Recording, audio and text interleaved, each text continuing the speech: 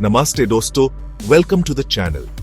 अगर आप एक ऐसे इंसान हो जो अपनी लाइफ में, अपने करियर में या अपने बिजनेस में असली पावर चाहते हो, तो ये वीडियो आपके लिए है। हम सब ने सुना है कि hard work is the key to success, but that's only half the truth. सच ये है कि जो लोग टॉप पर हैं, वो सिर्फ हार्ड वर्क नहीं, स्मार्ट वर्क करते हैं। वो स्ट्रैटेजी, साइकोलॉजी और ह्यूमन नेचर को समझते हैं।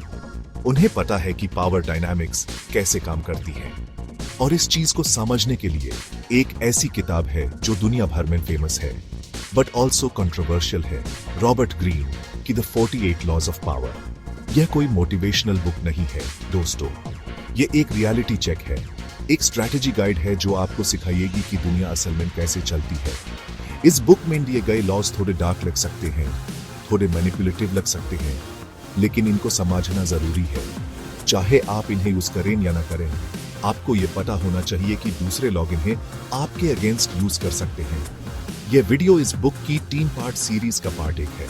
आज हम पहले 16 लॉज को गहराई से समझेंगे, रियल लाइफ एग्जांपल्स के साथ। इस वीडियो को आखिर तक जरूर देखना, क्योंकि ये नॉलेज आपको आगे बढ़ने में, कंपटीशन से एक कदम आगे रहने में एक अनफेयर एडवांटेज दे सकती है। एक छोटी सी रिक्वेस्ट है, अगर आपको वीडियो पसंद आई तो लाइक और कमेंट जरूर करना, लेकिन इस वीडियो को शेयर मत करना। ये नॉलेज, ये सीक्रेट्स हम अपने तक ही रखेंगे, क्योंकि असली पावर को कभी शो ऑफ नहीं किया जाता। तो चलिए शुरू करते हैं इस सफर को पावर की दुनिया में। पहला लॉ कहता है, नेवर आउटशाइन द मास्टर। अपने बॉस, अपने सीनियर या अपने मेंटर को कभी भी यह फील मत करवाइए कि आप उनसे बेहतर हैं। इससे उनका ईगो हर्ट होता है। हम सबको लगता है कि अपने टैलेंट को दिखाने से, अपने आइडियाज को अग्रेसिवली पुश करने से हम आगे बढ़ेंगे, लेकिन रियलिटी में आप अपने ऊपर बैठे इंसान को इनसिक्योर फील करवा देते हैं। उन्हें लगने लगता है कि आप उनकी पोजीशन के लिए एक खतरा हैं, और जब उनका ईगो और स्टेटस क्लैश होता है, तो वो आपको नीचे गिराने का कोई मौका नहीं छोड़ेंगे, चाहे आप कितने भी टैलेंटेड क्यों ना हो। इसका मतलब ये नहीं कि आप काम मत करो या अपने स्किल्स को छिपाओ। इसका मतलब है कि आपको स्मार्ट प्ले करना है। सोचो, विराट कोहली जब MS धोनी के अंडर खेलते थे, वो एक फिनोमिनल प्लेयर थे, लेकिन उन्होंने हमेशा धोनी को रिस्पेक्ट दी। उन्होंने हमेशा ये शो किया कि वो धोनी की कैप्टनसी के अंडर ग्रो कर रहे हैं, उनसे सीख रहे हैं। वो अपने मास्टर को आउटशाइन नहीं कर रहे थे, बल्कि उनकी लेगेसी को आगे बढ़ाने वाले स्टूडेंट बन रहे थे। आपको भी यही करना है।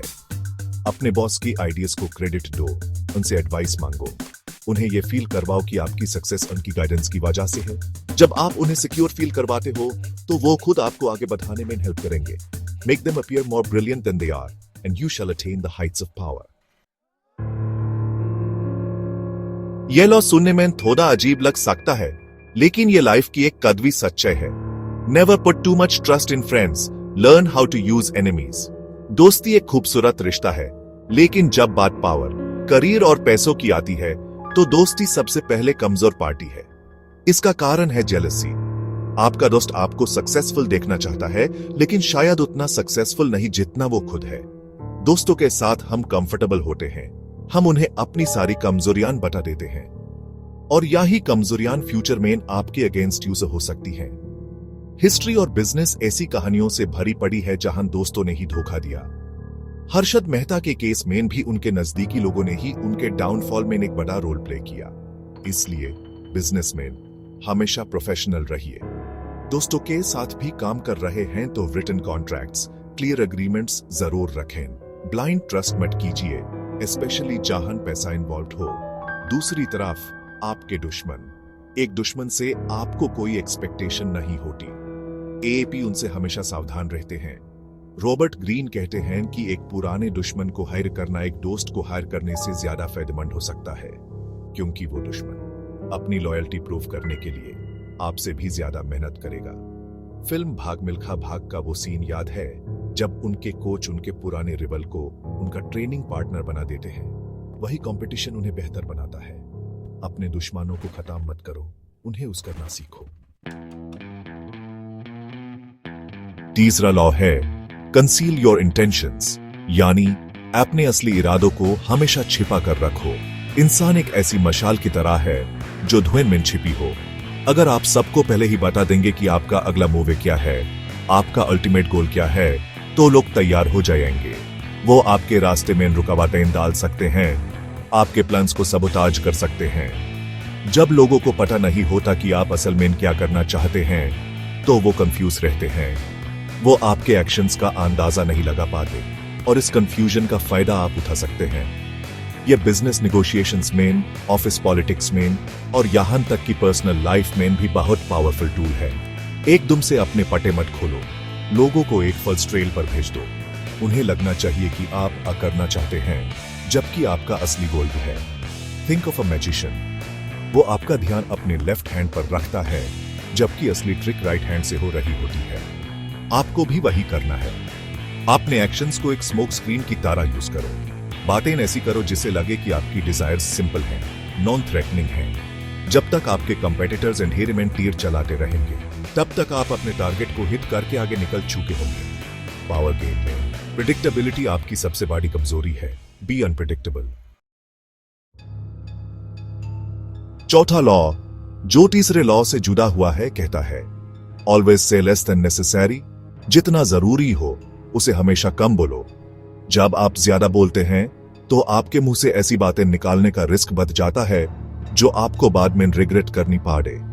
आप ही अनजाने में अपने प्लान्स, अपनी वीकनेसेस या ऐसी इंफॉर्मेशन रिवील कर देते हो जिसका फायदा दूसरे उठा सकते हैं। ज्यादा बोलना आपको कॉमन और प्रेडिक्टेबल बनाता है, लेकिन जब आप कम बोलते हैं तो आप मिस्टीरियस और पावरफुल लगते हैं। लोग आपके हर शब्द को ध्यान से सुनते हैं, उसके पीछे का मतलब ढूंढने की कोशिश करते हैं। आपके साइलेंस से वो अनकंफर्टेबल हो जाते हैं। इस साइलेंस को एक टूल की तरह यूज करो। मीटिंग्स में, निगोशिएशंस में चुप रहकर दूसरे इंसान को बोलने दो। उसकी बेचैनी उसे वो बातें भी उगालवा देगी जो वो शायद छिपाना चाहता था। आपकी खामोशी आपको कंट्रोल में रखती है।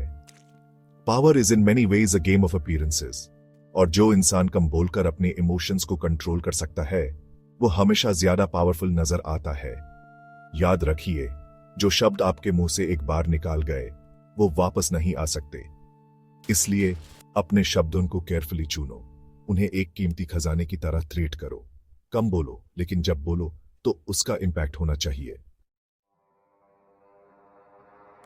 पांचवा लॉ शायद सबसे इंपॉर्टेंट लॉज में से एक है। So much depends on reputation, guard it with your life. आपकी रेप्यूटेशन, आपकी छवि, पावर की नींव है। एक मजबूत रेप्यूटेशन आपके लिए अकेले ही आधा काम कर सकती है। इसकी मदद से आप लोगों को डरा सकते हैं, उनसे अपनी बात मनवा सकते हैं, बिना ज्यादा मेहनत किए। अगर आपकी रेप्यूटेशन एक हॉनेस्ट और हार्ड वर्किंग इंसान की है, तो लोग आप पर ट्रस्ट करेंगे। अगर आपकी रेप्यूटेशन एक रूथलेस और क्लेवर स्ट्रैटेजिस्ट की है, तो लोग आपसे पंगा लेने से पहले 2 बार सोचेंगे। इसलिए अपनी रेप्यूटेशन को कॉन्शियसली बिल्ड करो और यूज अपनी जान से ज्यादा प्रोटेक्ट करो। एक बार रेप्यूटेशन बन जाए तो यूज मेंटेन करना जरूरी है, लेकिन उससे भी ज्यादा जरूरी है अपने रिवल्स की रेप्यूटेशन पर अटैक करना। हमेशा डायरेक्ट अटैक मत करो। रूमर्स, सब्टल हिंट्स और लोगों के मन में डाउट पैदा करके आप अपने कंपेटिटर की केयरफुली बनाई हुई इमेज को तोड़ सकते हो। जब उनकी रेप्यूटेशन पर दाग लग जाता है, तो पब्लिक ओपिनियन उनके खिलाफ हो जाता है और उनकी पावर कमजोर पड़ जाती है। सोशल मीडिया के इस दौर में यह लॉ और भी ज्यादा रेलेवेंट हो गया है। एक ट्वीट, एक विराल वीडियो किसी की सालों की मेहनत से बनाई रेप्यूटेशन को मिट्टी में मिला सकता है। इसलिए हमेशा अलर्ट रहो और अपनी रेप्यूटेशन को हर कीमत पर बचाओ। चौथा लॉ है court attention at all cost. इसका मतलब है हर कीमत पर लोगों का ध्यान अपनी तरफ खींचो। भीड़ में गम हो जाना मौत के बराबर है। इससे कोई फर्क नहीं पड़ता कि आपका प्रोडक्ट कितना अच्छा है या आप कितने टैलेंटेड हैं। अगर कोई आपको नोटिस ही नहीं करता, तो आपकी कोई वैल्यू नहीं है। आपको भीड़ से अलग दिखना होगा। कंट्रोवर्शियल बनो, मिस्टीरियस बनो, स्कैंडलस बनो, लेकिन बोरिंग मैट बनो। आपके नाम के साथ कोई क्वालिटी, कोई इमेज जुड़ी होनी चाहिए जो आपको मेमोरेबल बनाए। पीटी बार्नम, अजीम शोमैन, इस लॉ की मास्टर थे। वो जानते थे कि हर तरह की पब्लिसिटी अच्छी पब्लिसिटी होती है। अपने आप को एक ब्रांड की तरह सोचो। अपनी पर्सनल ब्रांडिंग पर काम करो। एक यूनिक स्टाइल, एक अलग तरीके की बातचीत, या कोई ऐसी क्वालिटी डेवलप करो जो लोगों को याद रहे। शुरुआत में आपको थोड़ी नेगेटिव अटेंशन भी मिल सकती है, लेकिन उससे डरो मत। कम से कम लोग आपके बारे में बात तो कर रहे हैं। एक बार जब आप लोगों की नजरों में ना जाते हो तो आप धीरे धीरे अपनी इमेज को अपने हिसाब से शेप कर सकते हो। पावर गेम में लाइमलाइट में रहना जरूरी है। जो दिखता है वही बिकता है, इसलिए स्टेज के सेंटर में आने से कभी मत डरना। 7वां लॉ थोड़ा रूथलेस है, लेकिन कॉर्पोरेट वर्ल्ड की सच्चाई है। Get others to do the work for you but always take the credit. यह लॉ कहता है कि आपको ऐसे काम करने से बचना चाहिए जो दूसरे आपके लिए कर सकते हैं। अपनी एनर्जी और टाइम को उन चीजों के लिए बचाओ जो सिर्फ आप कर सकते हैं, जैसे स्ट्रैटेजी बनाना, विजन सेट करना और फाइनल डिसीजंस लेना।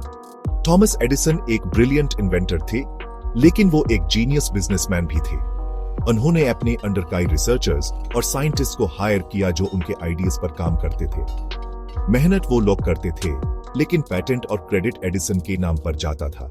इस लॉ को अप्लाई करने का मतलब है डेलीगेशन सीखना। अपने टीम मेंबर्स की स्किल्स को पहचानो और उन्हें काम दो, लेकिन यह जरूरी है कि फाइनल रिजल्ट आपके नाम से प्रेजेंट हो। इसे आप एक एफिशिएंट और प्रोडक्टिव लीडर के रूप में नजर आते हो जो कम टाइम में ज्यादा काम कर सकता है। इससे आपकी रेपुटेशन बढ़ती है। यह सुनने में अनफेयर लग सकता है, लेकिन पावर का गेम फेयरनेस का गेम नहीं है। अगर आप दूसरों की मेहनत का क्रेडिट नहीं लेंगे तो कोई और ले लेगा। इसलिए स्मार्ट बनो। दूसरों के टैलेंट, उनकी नॉलेज और उनकी मेहनत को अपने फायदे के लिए यूज करना सीखो। 8वां लॉ कहता है, make other people come to you, use bait if necessary. जब आप दूसरों के पास जाते हैं तो आप कंट्रोल सरेंडर कर देते हैं, लेकिन जब दूसरे आपके पास आते हैं तो आप ड्राइवर सीट पर होते हैं। एपी सिचुएशन को, निगोशिएशन को अपने हिसाब से चला सकते हैं। इसलिए हमेशा कोशिश करो कि आपका ओपोनेंट आपके पास आए, आपके टेरिटरी में आए। इसके लिए आपको वैध यानी लालच का इस्तेमाल करना पड़ सकता है। यह लालच पैसों का, फेम का या किसी एक्सक्लूसिव डील का हो सकता है। जब आपके पास कुछ ऐसा होता है जो दूसरे चाहते हैं, तो वो मजबूर हो जाते हैं आपके पास आने के लिए। इस लॉ का सबसे बड़ा एग्जाम्पल है सेल्स और मार्केटिंग। कंपनीज ऑफर्स, डिस्काउंट्स और लिमिटेड टाइम डील्स का बेट यूज करके कस्टमर्स को अपने स्टोर या वेबसाइट पर बुलाती है। एक बार कस्टमर उनकी टेरिटरी में ना गया तो यूज और चीजें बेचना आसान हो जाता है। अपने करियर में भी ऐसी स्किल्स डेवलप करो, ऐसी नॉलेज हासिल करो जिसकी डिमांड हो। जब आप अपने फील्ड की एक्सपर्ट बन जाते हो तो लोग और अपॉर्चुनिटीज खुद आपके पास चलकर आती हैं। आपको उनके पीछे नहीं भागना पड़ता। हमेशा याद रखो, जो मांगता है वो कमजोर पोजीशन में होता है। वो बनो जिसे मांगा जाए। 9वां लॉ कहता है, win through your actions, never through argument. बहस करके आप किसी को हमेशा के लिए नहीं जीत सकते। पल भर के लिए आप शायद अपनी बात को सही साबित कर दें, लेकिन इससे आप सामने वाले के मन में रिजेंटमेंट और गुस्सा पैदा करते हैं। यह एक टेम्पररी जीत होती है जिसके लॉन्ग टर्म नुकसान ज्यादा होते हैं। लोग अपनी राय आसानी से नहीं बदलते, चाहे आप कितने भी लॉजिकल पॉइंट्स क्यों न दे दें। बेहस करने से उनका ईगो हर्ट होता है और वो आपसे दूर हो जाते हैं। इसलिए अपने पॉइंट को शब्दों से नहीं, कामों से प्रूव करो। अगर आपके ऑफिस में कोई आपके आइडिया से सहमत नहीं है तो उनसे बहस मत करो। चुपचाप अपने आइडिया पर काम करो और उसका एक छोटा सा प्रोटोटाइप या रिजल्ट तैयार करके उन्हें दिखाओ। जब लोग आपके आइडिया को एक्शन में देखेंगे, उसके पॉजिटिव रिजल्ट्स को देखेंगे, तो उन्हें खुद ब खुद आपकी बात समझ आ जाएगी। डिमॉन्स्ट्रेशन हमेशा डिस्कशन से ज्यादा पावरफुल होता है। Action speak louder than words. अपनी एनर्जी को बहस में वेस्ट मत करो, यूज रिजल्ट क्रिएट करने में लगाओ। आपकी जीत सॉलिड होगी और आप बिना किसी को दुश्मन बने आगे बढ़ोगे। 10वां लॉ कहता है, infection avoid the unhappy and unlucky. यह सुनने में थोड़ा हर्ष लग सकता है, लेकिन यह एक साइकोलॉजिकल ट्रूथ है। इमोशंस उतने ही कंटेजियस होते हैं जितनी की बीमारियां। अगर आप हमेशा दुखी, नेगेटिव और अनलकी लोगों के साथ रहेंगे, तो उनकी नेगेटिविटी आपके अंदर भी आने लगेगी। यह लोग हमेशा कंप्लेन करते रहते हैं, प्रॉब्लम्स क्रिएट करते रहते हैं और दूसरों को भी अपने साथ नीचे खींच लेते हैं। उनकी कांस्टेंट बैड लक उनकी अपनी चॉइसेस और एक्शंस का नतीजा होती है और अगर आप उनकी हेल्प करने की कोशिश करेंगे तो आप भी उनके बनाए जाल में फंस जाएंगे। इसलिए ऐसे लोगों से दूरी बनाकर रखो, उनकी प्रॉब्लम्स में इन्वॉल्व मत हो। अपने आप को पॉजिटिव, एम्बिशियस और सक्सेसफुल लोगों से सराउंड करो, जिनकी एनर्जी आपको इंस्पायर करे, आपको आगे बढ़ने के लिए मोटिवेट करे। आप जिनके साथ अपना वक्त बिताते हैं, आप उन्हीं की तरह बन जाते हैं।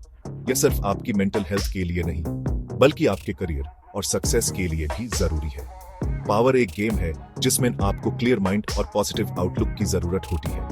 उन लोगों को अपनी लाइफ से हटा दो जो आपकी एनर्जी ड्रेन करते हैं। उनकी प्रॉब्लम्स को सॉल्व करना आपका काम नहीं है। 11वां लॉ है, learn to keep people dependent on you. अपनी इंडिपेंडेंस को मेंटेन करने के लिए जरूरी है कि दूसरे आप पर डिपेंडेंट रहें। जब लोगों को आपकी जरूरत होती है तो आप कंट्रोल में रहते हैं। अगर आप उन्हें सब कुछ सिखा देंगे, उन्हें इतना कैपेबल बना देंगे कि वो आपके बिना भी काम कर सकें, तो वो आपको छोड़कर जा सकते हैं। इसलिए आपके पास हमेशा एक ऐसी स्किल, एक ऐसी नॉलेज या एक ऐसा सीक्रेट होना चाहिए जो सिर्फ आपके पास हो। एक ऐसी चीज जिसके बिना दूसरे अपना काम न कर पाए। ये लॉ मास्टर सर्वेंट रिलेशनशिप में, बॉस एम्प्लॉई रिलेशनशिप में हर जगह अप्लाई होता है। एक फ्रीलांस ग्राफिक डिजाइनर जो अपने क्लाइंट के सारे ब्रांड एसेट्स का कंट्रोल अपने पास रखता है, वो इस लॉ को यूज कर रहा है। एक पॉलिटिशियन जो अपने सोर्सेज ऑफ इंफॉर्मेशन को सीक्रेट रखता है, वो इस लॉ को यूज कर रहा है। इसका मतलब ये नहीं कि आप लोगों की हेल्प ना करें, लेकिन उन्हें इतना इंडिपेंडेंट मत बनाइए कि आपकी वैल्यू ही खत्म हो जाए। उन्हें हमेशा ये एहसास दिलाते रहो कि उन्हें आपकी जरूरत है। जितनी ज्यादा उनकी डिपेंडेंसी आप पर होगी, उतनी ही ज्यादा आपकी फ्रीडम और पावर होगी। 12वां लॉ कहता है, use selective honesty and generosity to disarm your victim. एक सिंगल एक्ट ऑफ हॉनेस्टी या जेनरोसिटी आपके अगेंस्ट बेनिह्यूज सालों के सस्पिशन को खत्म कर सकता है। जब आप किसी के साथ हमेशा से मैनिपुलेटिव या सेल्फिश रहे हो और अचानक से आप एक छोटा सा हॉनेस्ट जेस्चर दिखाते हैं, तो सामने वाला इंसान कंफ्यूज हो जाता है। उसका गार्ड नीचे आ जाता है। यूं लगने लगता है कि शायद उसने आपको गलत समझा। वो आप पर ट्रस्ट करने लगता है और यही वो मोमेंट होता है जब आप उसे आसानी से मैनिपुलेट कर सकते हैं। यह एक ट्रोजन हॉर्स की तरह है। एक गिफ्ट, एक मीठी बात, एक छोटा सा सच, इनका इस्तेमाल करके आप अपने दुश्मन के किले में घुस सकते हैं। सिलेक्टिव हॉनेस्टी का मतलब है एक छोटा सा सच बताकर एक बड़ा झूठ छिपाना। एक बार जब आप किसी का ट्रस्ट जीत लेते हैं, तो वो आपकी हर बात पर विश्वास करने लगता है। ये एक बहुत ही पावरफुल साइकोलॉजिकल टूल है जिसका इस्तेमाल कॉन आर्टिस्ट से लेकर पॉलिटिशियंस तक सभी करते हैं। इसलिए जब कोई अचानक से आपके साथ बहुत अच्छा बिहेव करने लगे, स्पेशली आपका राइवल, तो सावधान हो जाइए। हो सकता है ये उसकी एक चाल हो। 13वां लॉ है, when asking for help, appeal to people's self-interest, never to their mercy or gratitude. जब आपको किसी से मदद चाहिए हो, तो उन्हें यह मत याद दिलाओ कि आपने उनके लिए अतीत में क्या किया है। उनसे दया की भीख मत मांगो, इसे आप कमजोर नजर आते हो। इसके बजाय उन्हें यह दिखाओ कि आपकी मदद करने में उनका क्या फायदा है। हर इंसान फंडामेंटली सेल्फिश होता है। वो सबसे पहले अपने बारे में सोचता है। अगर आप उन्हें यह कन्विंस कर पाए कि आपकी प्रॉब्लम सॉल्व करने से उनकी भी कोई प्रॉब्लम सॉल्व होगी या उन्हें कोई बेनिफिट मिलेगा, तो वो आपकी मदद जरूर करेंगे। अपने प्रपोजल को इस तरह से फ्रेम करो कि सामने वाले को लगे कि इसमें उसके लिए कुछ है। अगर आप इस प्रोजेक्ट में मेरी हेल्प करेंगे, तो इसकी सक्सेस से आपकी विजिबिलिटी भी बढ़ेगी और आपको प्रमोशन मिल सकता है। ये प्लीज मेरी हेल्प कर दो, मैं बड़ी मुसीबत में हूं से कहीं ज्यादा इफेक्टिव है। अपने पास्ट फेवर्स या फ्रेंडशिप का हवाला मत दो। ये लोगों को गिल्टी फील करवाता है और वो आपसे बचने की कोशिश करते हैं। इसके बजाय एक कॉमन ग्राउंड ढूंढो, एक म्यूचुअल बेनिफिट ढूंढो। जब आप लोगों के सेल्फ इंटरेस्ट को अपील करते हैं, तो आपको ऐसी हेल्प भी मिल जाती है जिसके बारे में आपने सोचा भी नहीं होता। 14वां लॉ कहता है, pose as a friend, work as a spy. अपने कंपेटिटर्स, अपने राइवल्स, यहां तक कि अपने दोस्तों के बारे में जानकारी इकट्ठा करना पावर गेम में बहुत जरूरी है। आपको उनकी वीकनेसेस, उनके इंटेंशंस और उनके अगले मूव के बारे में पता होना चाहिए। और इस जानकारी को हासिल करने का सबसे अच्छा तरीका है एक दोस्त की तरह बिहेव करना। जब आप फ्रेंडली होते हैं, तो लोग आपके सामने खुल जाते हैं। वो अनजाने में आपको ऐसी इंफॉर्मेशन दे देते हैं जो वो कभी एक दुश्मन को नहीं देंगे। आपको एक सोशल स्पाई बनना होगा। पार्टीज में, कैजुअल मीटिंग्स में लोगों से बातें करो, उनसे उनकी लाइफ, उनके काम के बारे में पूछो, उन्हें ध्यान से सुनो। अक्सर लोग शो ऑफ करने के चक्कर में बहुत कुछ बोल जाते हैं। आपको उनकी बातों के पीछे छिपे पैटर्न्स और सीक्रेट्स को समझना है। एएपी दूसरों को भी यूज कर सकते हैं इंफॉर्मेशन गैदर करने के लिए। अपने आसपास के लोगों को अपना आईज एंड ईयर्स बनाओ। जितनी ज्यादा इंफॉर्मेशन आपके पास होगी उतना ही आप सिचुएशन को कंट्रोल कर पाएंगे और हमेशा एक कदम आगे रहेंगे। नॉलेज ही असली पावर है। 15वां लॉ सीधा और ब्रूटल है, crush your enemy totally. History में कई लीडर्स ने यह गलती की है। उन्होंने अपने दुश्मन को हराया लेकिन यूं जिंदा छोड़ दिया। और वही जख्मी दुश्मन आग में जलते हुए सांप की तरह मौका मिलते ही पलट कर वार करता है, और इस बार वो पहले से ज्यादा खतरनाक होता है। रॉबर्ट ग्रीन कहते हैं कि अगर आपको दुश्मन को खत्म करना है तो यूज पूरी तरह से खत्म करो।